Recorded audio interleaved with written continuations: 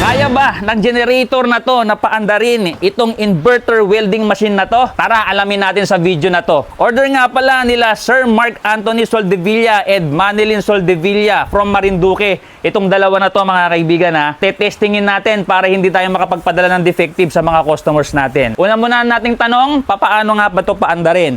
Una, syempre, dito po nilalagyan ng gasolina. Pangalawa, dito po yung lagayan ng langis. Yan. So, meron naman pong indicator dito kung anong langis yung ilalagay ninyo at kung gaano karami. Nga pala, ito yung specs. Yan, screenshot nyo na lang po. 220 volts to mga kaibigan. Pagka okay na po lahat, choke po natin yan. So, ito meron tayong switch dito. Choke, on and off. Pagka na-choke po natin siya, pwede na po nating hilahin dito sa recoil start po na to. Ihilahin natin ng konti tapos bibiglain natin. Once na umandar na, ilalagay na po natin dito sa on function. So, aandar na po yan, mga kaibigan. Susubukan na po natin. Hilahin natin to. So, naka-choke na tayo. Hilahin natin ng konti, tapos bigla. Tapos balik natin sa on.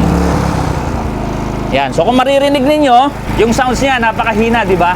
Hindi kayo makakaabala sa mga kapitbahay ninyo kasi yung tunog nito mga kaibigan ito 62 decibels lang. Mas maingay pa yung mga chismosan yung kapitbahay na nagsasalita dyan sa kanto. Merong VFD meters, yung V, yung voltage, ayan, 225 volts. Yung F, pindutin po natin, 60 Hz. Tapos isa pang pindot kung ilang oras nyo na po nagagamit. Ang maganda, meron po siyang alarm para sa oil. Ibig sabihin, kapag kulang yung langis, hindi po aandar, iilaw to. Pag nag-overload naman, sumobra kayo sa mga pinapaandar ninyo, iilaw to. Kung normal operation, output, green po siya. Ang kagandahan, meron na po siyang USB port dito. Meron po siyang parallel connection dyan. Yan, so bibili po kayo ng panibago or isa nito, tapos i-connecta nyo to. So pagka nagdoble, 5,000 watts na. Tapos dito naman po yung kanyang 220 volts. Okay, meron po siyang on and off para po sa eco mode. Yan, pagka naka-off yung eco mode, ayan, medyo mas malakas siya, no? Narinig nyo naman.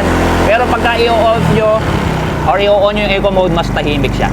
Okay, subukan na natin. Paandarin natin mga kaibigan. So, sinet up ko na po yung kanyang male plug. Ito po, kasama na to. Ito, hindi pa ha. Kayo po yung mag-a-assemble nyan. Okay?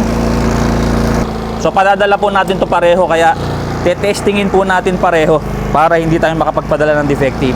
Ito naman po yung 2-in-1 inverter welding machine. Pwede siya sa flux cord, pwede siya sa welding rod. 39 amperes up to 300 or 200 amperes. Pagka flux cord nang gagamitin, dapat naka-switch po pababa. Pagka welding rod, pataas. So since flux cord yung gagamitin natin, baba natin. Kasama na po yung mga accessories niyan. Ito na lang po yung pinakabala niya. Oh. Humahaba dag siya pagka pinindot nyo pong ganyan. Pipindutin ko lang yan, humahaba. Oh. Kuha nyo. Tapos babalik lang po natin para hindi masyadong mahaba. Ito po yung pinaka-flux cord niya, yung pinakabala niya. Okay. So, smooth na smooth yung andar ng generator natin, ano? Tingnan natin kung okay siya. Uy, maasar, oh. Okay.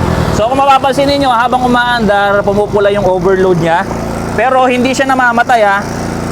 Sa 194 amperes po yan. Ayun, nagpupula, oh. Pero okay siya. So babaan natin ng konti kasi pagka naman masyadong mataas yung amperahe, mabubutas naman yung wini-welding nyo katulad niya, no. So bababaan lang natin mga 89 amperes. Tingnan natin kung hindi na siya nag-overload. So hindi na siya nag-overload mga kaibigan, no. Hindi na siya nagpupula. Saktong-sakto lang po. Babaan natin ng konti. Ayan, mga 69 amperes. Kayang-kaya. O, kayang-kaya pa rin. Ayan, oh. Mas lalong hindi na lumilito yung kulay pula niya.